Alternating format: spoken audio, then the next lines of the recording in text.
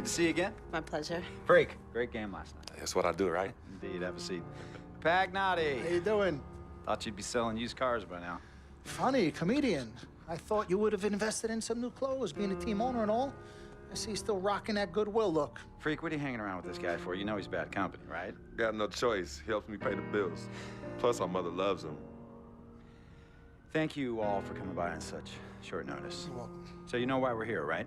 Not really. you want to negotiate an extension for Freak, right? Well, since you mentioned it, your client is quickly becoming a liability for this organization. We've already put a plan in place that's going to address all your concerns and issues. Let me finish. Thank you. Myself, the front office, and the coaches are not satisfied with the adjustments you've made in your life off the court. I personally warned you about the company you keep, and we're fed up with the late nights and showing up late to shoot-arounds and the bad press and the incident at the nightclub. I told you Vic was going to be your downfall, and I was right. Something has to change now, or we're not going to need your services any longer. If this is about that Twitter stuff, Vic was playing. Okay, it was a joke. It's not about that. It's everything. But like I told you before, Vic is my best friend. I can't just cut him off. He's practically family. Not really. What exactly are you trying to say? I'm not trying to say anything, Dom. I'm saying it. Freak and his friend Vic are a problem for me and this organization.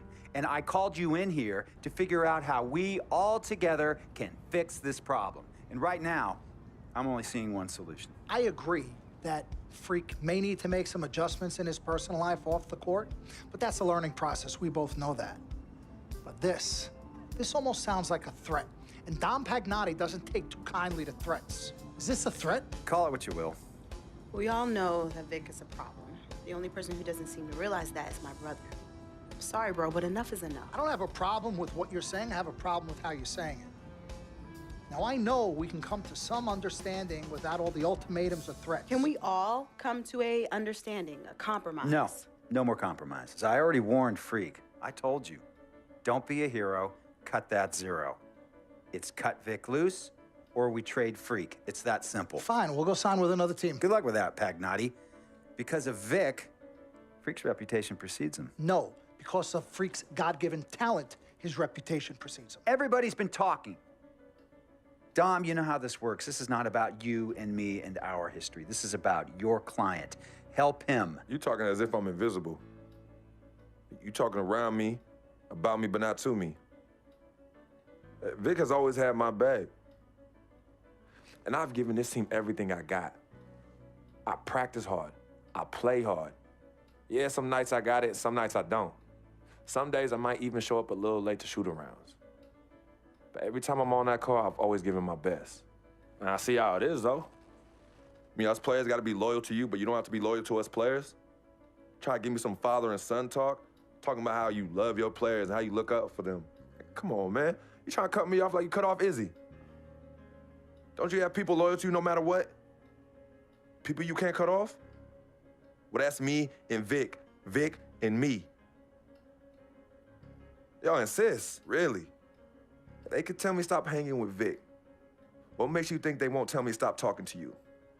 You remember in 7th grade, some guys were trying to jump me over some girl. Vic was the one to get some friends just to walk me home.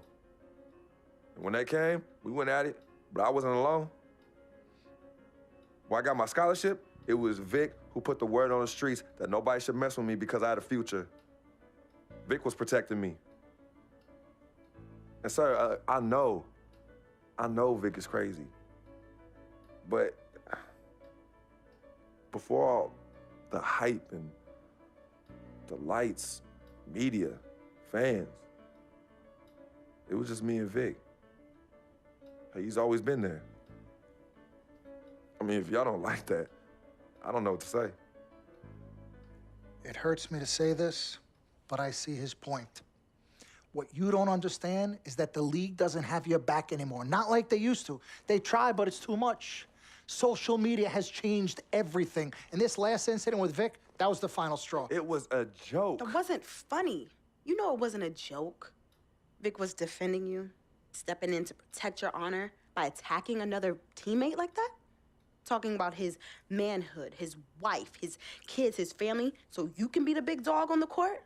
That's uncalled for. And they all know your relationship with Vic, so they think it's coming from you. But that's the media blowing everything out of proportion as usual. It's not just the media. He's attacking other players, other teams. He's out of control. Vic just doesn't know how to behave. We got guys on our squad who don't want to be here because of that beef. There is no place for that kind of inappropriate behavior in this league. If you can't trust your teammates, who can you trust? What Vic is doing isn't right. He's bringing you down, and people can see it. I see how all the other players are looking at you. Oh, it's not cool. It's not cool at all. What, don't talk to him? Don't hang with him? You do what you got to do. That's your call. But let me tell you this. You asked me if I had friends that I couldn't cut off? Yeah, I did for a while. Friends, business partners, girlfriends, wives, family that I thought I couldn't cut off. But I learned that sometimes you got to make the hard decisions. I mean, some of these people, they were just bad for me. They were bringing me down. They weren't making me better. They were good for the time that they were there, but I grew up, not in age and maturity, but in mind and spirit. I was ready for the next level in my life. And I'll be honest with you, I've been on the receiving end of that. I've been cut off before myself, and yeah, it hurt at the time, but looking back, they were doing the right thing for me. Just don't tell my ex-wife that, Pagnotti. So what's the next move? The next move is Freaks. It always has been. Question is he ready and willing to do what needs to be done?